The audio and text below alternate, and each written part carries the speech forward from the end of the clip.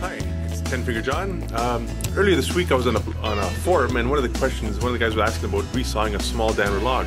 He had gotten this log from a veneer shop. It was an offcut, and he was just wondering, what's the best way to resaw this. And I had mentioned that earlier in the winter, a neighbor's tree had fallen over, a small diameter cherry tree, and I had the opportunity to cut it up and resaw it. And the main points I had suggested or recommended was to get rid of the center pith section, because that's going to crack. It's going to crack, so remove it. Cut the boards out from either side of it. And the main concern was how thick should you start with your rough cut. And the recommendation would be at least 1/4 of an inch extra, especially with such a small board, if like a little heavier. Now the boards I want, I'm making a jewelry box out of it, so I'm just going to finish with a 1/2 inch thickness. So I resawed mine at about a heavy 3/4 or so. So I just want to go take a look at it. I just thought, let's go see the boards that are drying out back and see how well they've been drying and how much of a cup I'm getting and how twisted or what they're looking like. So let's go take a look. So here we are. I had here are the boards that I cut out and got them drying under a tarp out here, under some sawhorses, and just taking a look to see how they've cupped. You can see in the end, they have cupped quite a bit.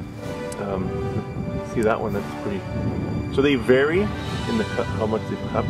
Oh, that's a really bad one right here. You can see, and that's where it's a pith one. So let's take a look at that more closely. But just to give an idea how much they've cupped, I got my straight edge here.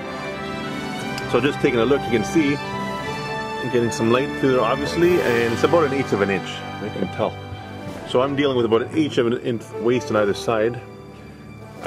So luckily I did go that 1/4 inch rough saw. So I'll be able to get my 1/2 inch out of these boards. Hopefully, and again, when I'm dealing with my final dimensioning, I don't have to go with my full length. I can cut it down to my rough length, adding that extra inch, so that's going to help. And if I have too much of a cup, and my cup is extreme, I could remove the outside edges out here and just do the center section and glue up a few boards to get a wider board, and that would work too, to get my final dimension. So overall, I am happy that I didn't go that 1/4 inch. I could have gone probably a little thicker because of the small dimension of the log, but this will work. And I want to show you this other board here with a pith. So here, that's one of the boards, but underneath here, you can see how badly the pith does crack. So as you can see, it's a wicked crack because there's a lot of tension in the middle of the board, and that's where I cut out the center. That's the pith section, so I just cut that right out, removed it, and that was a waste board to begin with, so I knew that.